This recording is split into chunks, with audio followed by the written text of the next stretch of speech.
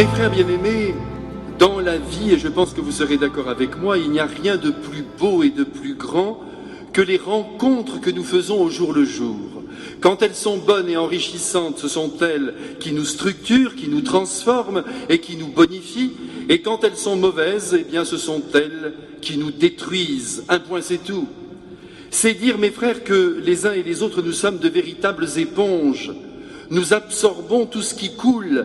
Et par conséquent, nous devons veiller sur la qualité de nos rencontres. Et oui, tout ce que nous sommes, nous l'acquérons, certes par tout un travail intérieur, notamment par des lectures, mais surtout par l'intermédiaire de personnes que nous rencontrons, qui nous regardent dans les yeux, qui nous disent leurs idées, leur conception de la vie, leurs attraits et même leurs goûts. Et c'est par ces contacts répétés, d'homme à homme, que notre propre pensée se structure beaucoup plus que nous ne le croyons, et que notre personnalité se déploie dans un bon ou un mauvais sens. Aussi convient-il de reconnaître que nous devons en partie aux autres ce que nous sommes, nos idées, nos points de vue, mais aussi nos gestes quotidiens, qui ne sont souvent que les gestes des autres que nous avons intégrés, que nous nous sommes appropriés. Ah, mes frères bien-aimés, le Père Céleste a donc eu raison de dire un jour à Sainte Catherine de Sienne: tout le bien comme tout le mal se fait par l'intermédiaire du prochain. Et c'est juste. Mes frères, veillons donc sur nos rencontres. Elles sont vraiment capitales, car elles orientent inéluctablement nos personnes vers le meilleur ou vers le pire. Aujourd'hui, grâce à l'Évangile, nous sommes les témoins d'une rencontre magnifique entre un jeune homme extraordinairement ardent, autant le dire tout de suite, et notre Seigneur Jésus-Christ extraordinairement aimant. Vous en conviendrez avec moi. Pourquoi dis-je qu'il est ardent, ce jeune homme? Eh bien, tout simplement parce qu'il est jeune, et que normalement, il appartient à la jeunesse de marcher la tête haute, de se croire tout permis, de passer au-dessus des épreuves en funambule, et d'être capable aussi de grands élans. Notre jeune homme d'aujourd'hui, sans nul doute, en raison de son âge, appartient donc à la race des ardents. Tenez d'ailleurs, regardez-le comme il était lancé. Il vient à peine d'apercevoir au bout de la rue le Christ en personne, qu'aussitôt il se met à courir vers lui. Ah, les jambes de la jeunesse, mes frères, on les envie.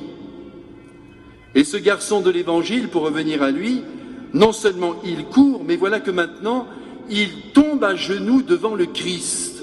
Quelle scène renversante! La jeunesse à genoux devant le Christ. On croit rêver. Voilà la première leçon que ce garçon nous donne. Oh, mais j'en ai assez d'appeler ce garçon jeune homme. Allez, sortons-le de l'anonymat, donnons-lui un prénom. Appelons-le, si vous le voulez bien, Édouard, puisque Édouard signifie richesse, et que nous savons tous que cet Édouard de l'Évangile est bourré d'argent et de biens. Bonjour Édouard. Il est donc à genoux devant le Christ. Et c'est l'occasion pour moi de redire à tous les jeunes et à tous ceux qui veulent le rester que l'agenouillement devant Dieu est un geste de grande beauté qui plaît énormément au Seigneur Jésus. La preuve, c'est qu'il ne dit pas à Édouard de se relever. Ce geste est grand. Tenez, pendant que je vous dis cela, je me souviens d'un fait qui m'a marqué, que j'ai ramassé dans l'une de mes lectures. Il s'agit de Bonaparte enfant, quand il était à Brienne, chez les bons pères franciscains. Avec son tempérament fougueux, il avait combiné je ne sais plus quoi, et il avait donc été puni. Et le bon père franciscain lui avait demandé, comme châtiment, de rester à genoux dans la classe. Et là, Bonaparte avait tapé du poing sur la table, et on avait entendu sa petite voix de Corse révoltée marteler, à genoux, ah non, non, seulement devant Dieu, seulement devant Dieu. L'histoire rapporte simplement que le père franciscain resta sans voix et ne sut plus que faire. Et il va sans dire que de son côté, l'enfant Bonaparte resta assis à sa table et ne fut pas puni ce jour-là. Oui, mes frères, à genoux, seulement devant Dieu. Et j'oserais dire aux habitants de notre siècle qui ne se mettent plus à genoux devant qui que ce soit, sauf devant leur moi surdimensionné, à genoux, désormais, au moins, devant Dieu. Et maintenant, Édouard va poser une question au Christ. Entre nous, La seule question qui soit vraiment intéressante, et que là encore peu d'hommes se posent aujourd'hui, et que pourtant pendant des siècles, tous les saints, toutes les saintes se sont posés jusqu'aux derniers petits paysans de France et d'ailleurs. Bon maître, dit-il au Christ, que dois-je faire pour avoir en héritage la vie éternelle? Et oui, mes frères bien-aimés, dès l'instant où nous croyons profondément, et j'espère que c'est notre cas à tous, que la vie éternelle existe, que ce bonheur sans fin promis par le Christ nous attend un jour ou l'autre et que les portes de ce lieu paradisiaque, c'est le cas de le dire, ne s'ouvrent qu'après une confrontation avec notre Seigneur Jésus-Christ, il est évident qu'il est intéressant et même indispensable de connaître le code d'accès pour pénétrer dans cet univers merveilleux, car il y a un code d'accès. Et aujourd'hui, ne vous inquiétez pas mes frères, Jésus nous le donne. Il y a même un numéro. Et ce numéro, c'est le numéro 10, qui répond aux 10 commandements que Dieu donna un jour à Moïse sur une montagne enveloppée de tonnerre et d'éclairs. Au-delà du numéro 10, un autre numéro nous est donné ce matin, c'est le numéro 6, car en effet Jésus, des 10 commandements, en extrait seulement 6, qu'il reconnaît majeurs et par conséquent essentiels pour pénétrer dans la vie éternelle. Un jour d'ailleurs, il nous dira encore que 2 commandements seulement, qui n'en font qu'un, suffisent. Tu aimeras le Seigneur ton Dieu de tout ton cœur, de toute ta force, de tout ton esprit, et ton prochain comme toi-même. Il va en effet de soi, mes frères, que celui qui aime avec force et ardeur Dieu son Père et toutes les personnes qu'il rencontre, va tout droit au ciel. Sur ce point, je pense qu'il y a unanimité entre nous. Cependant, aujourd'hui, Jésus nous donne comme code d'accès au ciel le chiffre 6. Et en particulier, il le donne à Édouard, qui représente tous les jeunes de la terre, soumis à de multiples influences, comme nous le savons bien, influences venues de rencontres, pas toujours satisfaisantes, mais aussi en raison des passions, des envies, des besoins qui agitent les jeunes cœurs, et nous sommes tous passés par là. Aussi ce matin, Jésus indique des chemins précis à la jeunesse par lesquels elle accède à la vie éternelle. Et ces chemins, même nous qui vieillissons, il est bon que nous les réentendions pour qu'en parcourant les derniers kilomètres qui nous restent, nous ne finissions pas en cul-de-sac. Donc, mon cher Édouard, dit le Christ, tu veux la vie éternelle? Eh bien, elle est très simple à obtenir. Tu connais les commandements. Premier commandement, ne commets pas de meurtre. Ça, mes frères, c'est un commandement aux yeux du Christ majeur. Jésus tient à la vie, comme à la prunelle de ses yeux. Le meurtre sous toutes ses formes, du coup de couteau planté dans un cœur, en passant par l'enfant que l'on retire du ventre de sa mère, jusqu'à la piqûre qui inocule la mort aux pauvres mourants, est strictement prohibé. Faut-il le redire? Oui, il faut le redire. Dans ce monde plus que jamais déshumanisé, peu conscient de ce qu'est la personne humaine, l'homme n'a pas droit de vie et de mort sur son semblable. Voilà la vérité qu'exprime le Christ. Ça va, mes frères, vous êtes en paix? Vos idées sont bien en place dans votre esprit? Vous êtes donc opposés à toute forme de mort?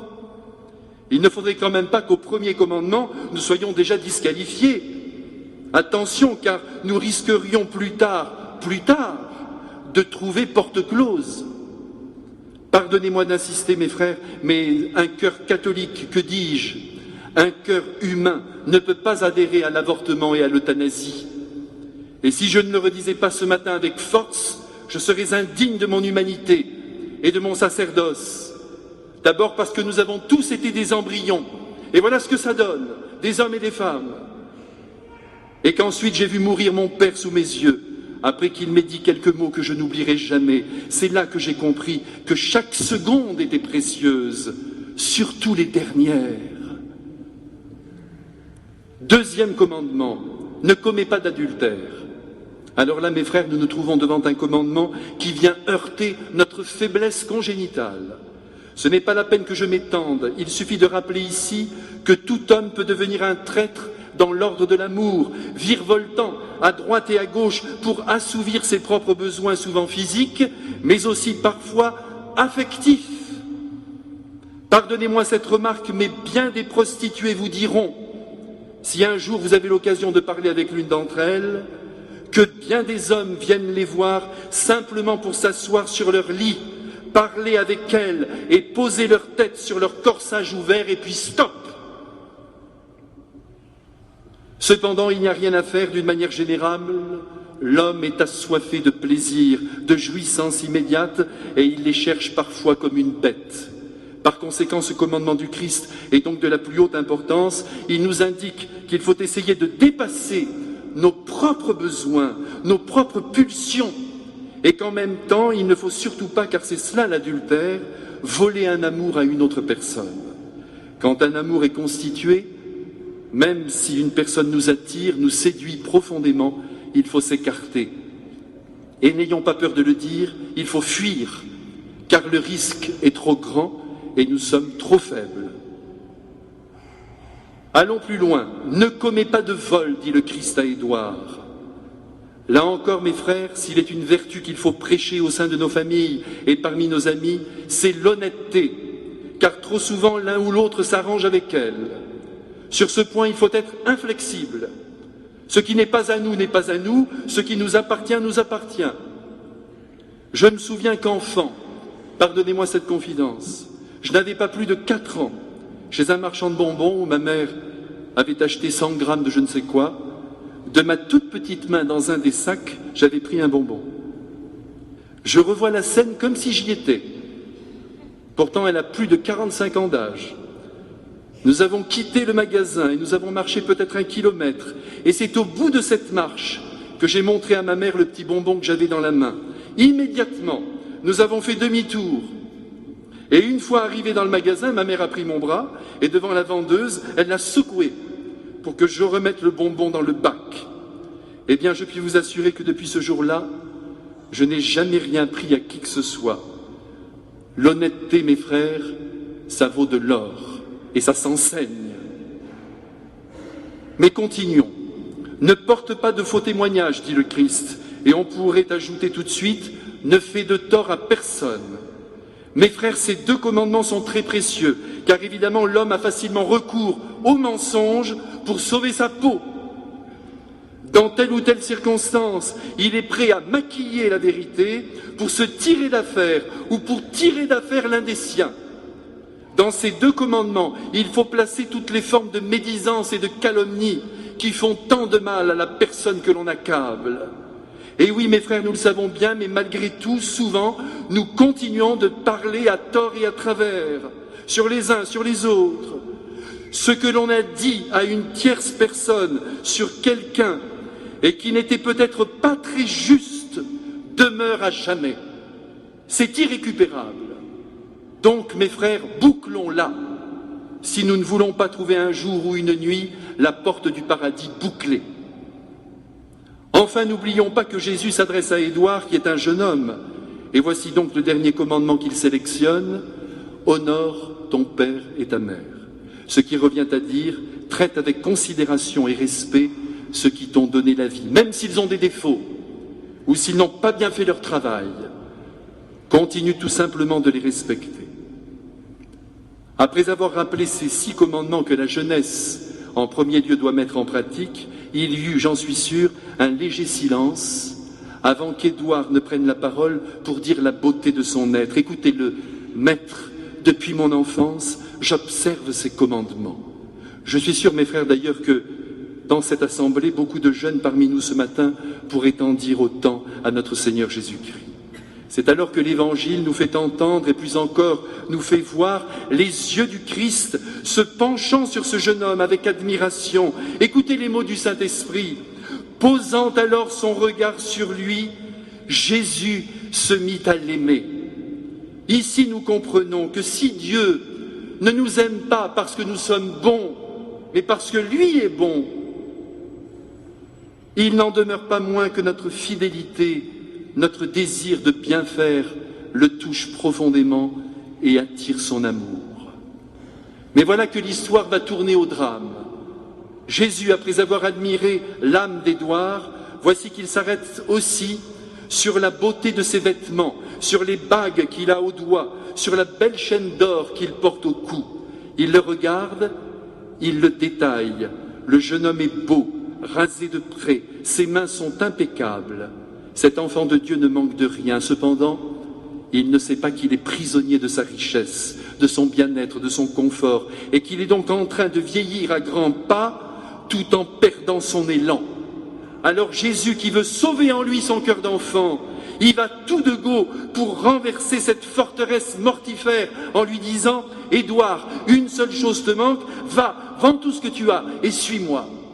Mais là, c'est plus fort que lui, le pauvre Édouard ne peut pas franchir ce pas, son être est divisé, je vous l'ai dit il y a un instant, il est prisonnier de ce qu'il possède, ou plus exactement, il est possédé par la richesse, comme on est possédé par un démon qui vous étrangle.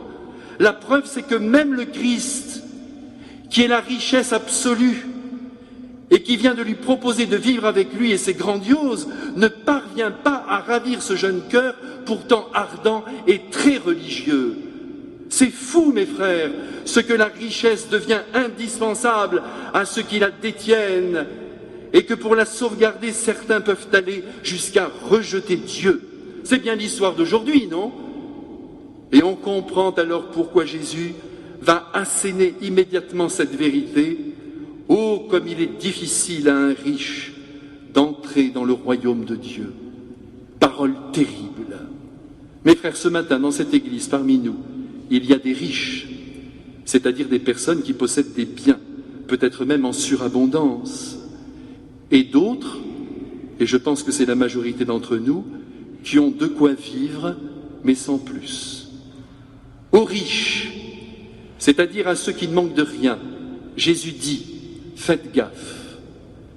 Ne divinisez pas les richesses. Considérez-les comme des moyens qui vous sont donnés pour bien vivre, certes, mais aussi pour rendre heureux, pour combler ceux qui sont auprès de vous. Le royaume de Dieu est aussi pour vous, à la condition de ne pas idolâtrer votre argent.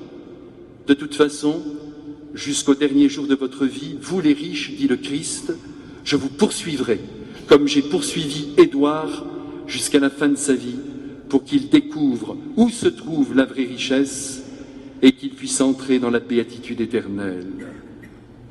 Aux pauvres, Jésus dit, respectez mes commandements, notamment les 6 que je vous ai rappelés ce matin, et vous passerez à tous les coups dans l'autre monde où vous deviendrez riches de mon amour. Ah, vraiment, mes frères, quelle belle page d'évangile nous avons entendue ce matin, ne trouvez-vous pas?